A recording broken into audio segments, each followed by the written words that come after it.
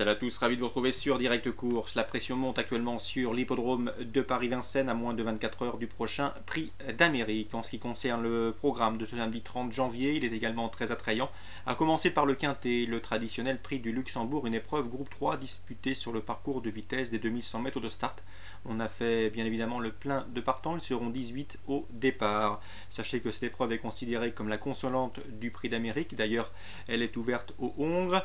Le numéro 4, Rapide Lebel, futur favori de ce Prix du Luxembourg, s'il avait pu participer au Prix d'Amérique, en serait parti favori, c'est vous dire sa chance dans cette épreuve.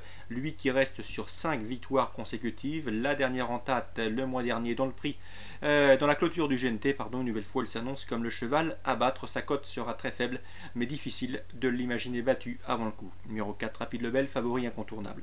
Je lui opposerai en priorité le numéro 5, Opaline Datou. Elle a bien fini dernièrement dans le Prix de Forez, preuve de son regain de condition physique évident. Sachez également qu'elle est présentée par Fabrice Soulois, lequel a fourni le lauréat de 3 des 4 dernières éditions, à commencer par Isbof FP, le tenant du titre, qui recourt ici avec le numéro 6. Donc le 4 et le 5, mes deux préférés. Ensuite le 2, Punchy, on le connaît bien, c'est un cheval courageux, il est performant sur tout type de distance, il a un bon numéro derrière la voiture. Le numéro 2, ce qui va lui permettre d'avoir un bon parcours. Le cheval met toujours son cœur sur la piste, nouvelle fois, il devrait donner sa pleine mesure. Le 11, Irving Rivarco, attention à ce sujet transalpin. C'est un cheval qui fait preuve d'une louable régularité. Il m'a bien plu dans le Prix Lille, dans lequel il s'est classé 3e.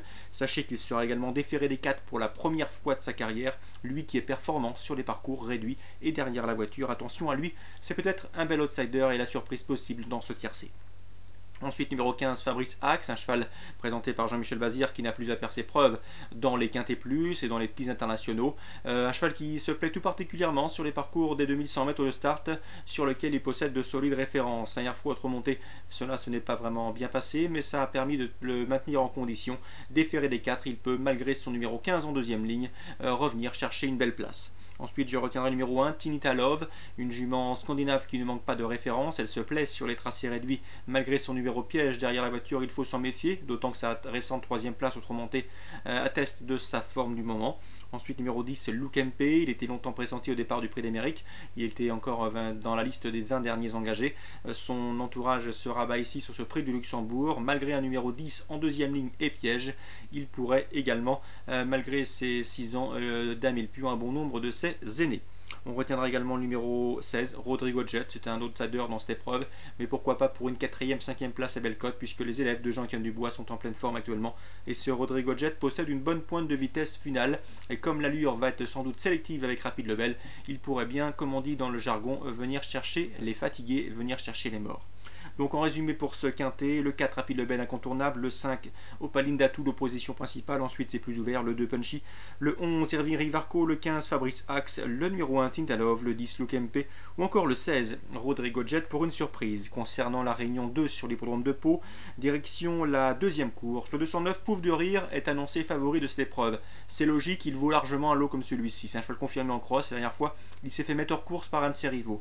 Cela dit, j'ai pu m'entretenir avec Jérôme Follin, lequel m'a précisé qu'actuellement il y avait un virus sur l'hippodrome de Pau, là où sont stationnés ses chevaux pour le meeting. Beaucoup de ses pensionnaires tous, donc attention, méfiance, ce n'est peut-être pas un penalty. Mieux vaut se couvrir en couplet dans cette épreuve avec le 209 Pouf de Rire. On lui opposera le quinton, le 204 savoir Seven Red, qui a déjà bien fait sur le cross palois.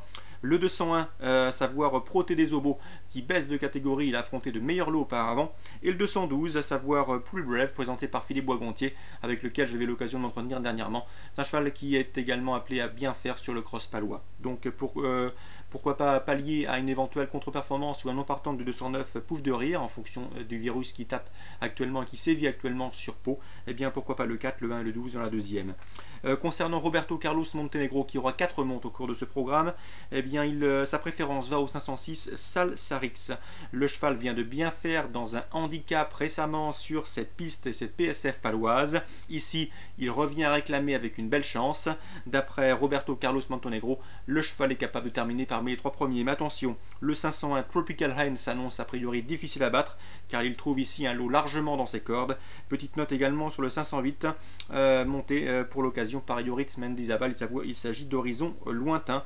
De bons bruits circulent sur sa candidature. Donc course ciblée à Pau, Réunion 2, la deuxième et la cinquième. La cinquième, je résume en chiffres, 501, 506 et 508. Voilà pour les informations de ce samedi 30 janvier. Je vous souhaite un très bon début de week-end à tous, de très bons jeux, et rendez-vous demain pour le temps fort du calendrier du trot français, à savoir le Prix d'Amérique.